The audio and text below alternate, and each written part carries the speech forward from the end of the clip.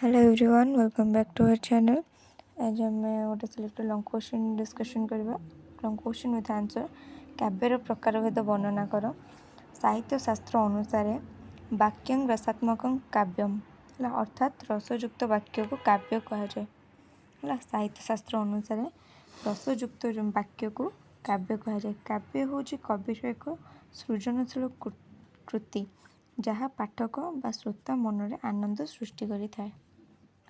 काव्य हूँ कविर गोटे सृजनशील कृति जे माने से माने कविंकर कविता कि तांकर गल्प हो पद्य हो जे भी पढ़े तांको पाठक बोली कह जाए जे शुणे तांको श्रोता बोली कह जाए।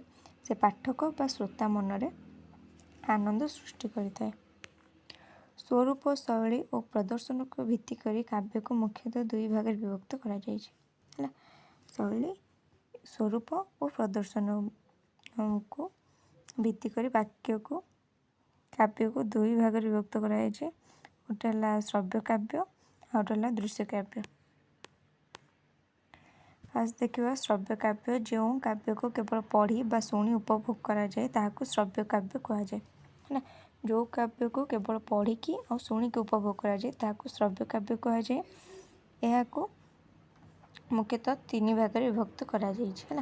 गोटे हला पद काव्य, गोटे हला गल्प काव्य आ गोटे हूँ चंपू काव्य है। फास्ट देखा आम पद्य काव्य जो काव्य छंद लय और तालयुक्त पदर रचित यह पुणी दुई भाग विभक्त करा जाइछि है। पद काव्य कौन ना जो काव्य छंद लय और तालयुक्त पदर रचित ताहाको पद्य काव्य बोली कहा जाए। से पद काव्य को मध्य दुई भाग विभक्त करा जाइछि। गोटे हला प्रबंध काव्य आ गोटे हला मुक्तक काव्य है। फास्ट देखिए आम प्रबंध काव्य एथिरे एक निर्दिष्ट कथावस्तु बा कहानीर क्रम विकास थाए है। प्रबंध काव्य रे गोटे निर्दिष्ट कथावस्तु बा कहानीर क्रम विकास होता है। यार दुईटी रूप है महाकाव्य आ गोटे हला खंडवाक्य। महाकाव्य कौन ना राधानाथ रायंकर महाजात्रा है। राधानाथ रायंकर महाजात्रा हूँ गोटे महाकाव्य आ गंगाधर मेहर तपस्विनी मध्य हूँ गोटे खंडकाव्य। तापर आसला मुक्तक काव्य है। यार प्रत्येक पद निजे निजे संपूर्ण एवं परस्पर उपरे निर्भरशील नुहति। ये जो मुक्त काव्य रहा यार प्रत्येक पद निजे निजे संपूर्ण कई क्या उपरे निर्भरशील नुहति। यथा गाथा कविता बा भजन है। भजन हूँ मुक्तक काव्य। नेक्स्ट है गद्य काव्य जो छंद न थाए वाक्य गुड़िक साधारण कथबार्ता शैली रे रही थाए है। जो छंद न थाए जो काव्य और जो वाक्य छंद न थाए आ वाक्य गुड़िक साधारण कथबार्ता शैली रे लेखा होता है ताहाको गद्य वाक्य बोली कहा जाए। यथा कादम्बरी। लास्ट है चंपू काव्य है। गद्य एवं पद्यर मिश्रित रूप को चंपू काव्य कहा जाए। गद्य आ पद्यर मिश्रित जो रूपटा सृष्टि होता है ताहाको चंपू काव्य बोली कहा जाए। ओडिया साहित्य रे किशोर चंद्रानंद चंपू यार श्रेष्ठ निदर्शन है। सबुठारु फेमस चंपू काव्य हूँ कौटा ना किशोर चंद्रानंद चंपू।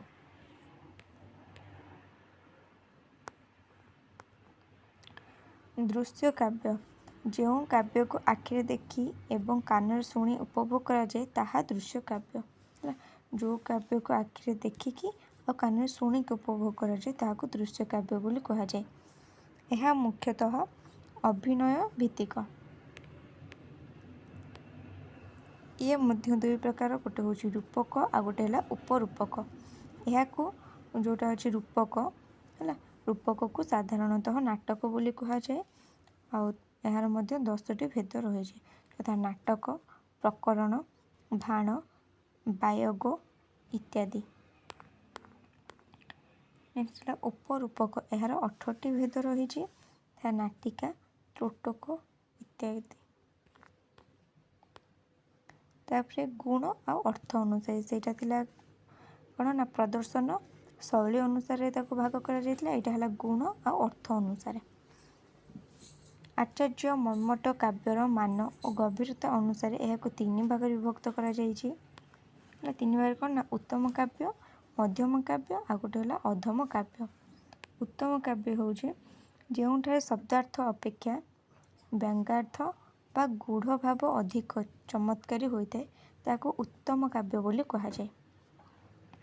तापर मध्यम काव्य ଯେଉଁଠାରେ व्यंग्यार्थ थाए किंतु ताहा व्याच्यार्थ अपेक्षा अधिक गौण होता है ताहाको मध्यम काव्य बोली कहा जाए। लास्ट है अधम काव्य। अधम काव्य कौन ना ଯେଉଁଥିରେ अर्थर गांभीर्य न थाए केवल अलंकार और शब्दर चातुर्य थाए ताहाको अधम काव्य बोली कहा जाए। बुझला। लास्ट है ओडिया साहित्य रे प्राचीन रीति युग ठारू आधुनिक युग पर्यंत काव्यर एही विभिन्न रूप परिलिखित हुए। सारला दासଙ୍କ पुराण साहित्य ठारू आरंभ करी भंजଙ୍କ काव्य कला एवं आधुनिक युगर नवकाव्य आंदोलन पर्यंत यही प्रकार भेद गुड़िक साहित्य को रुद्धिमंत करिछि।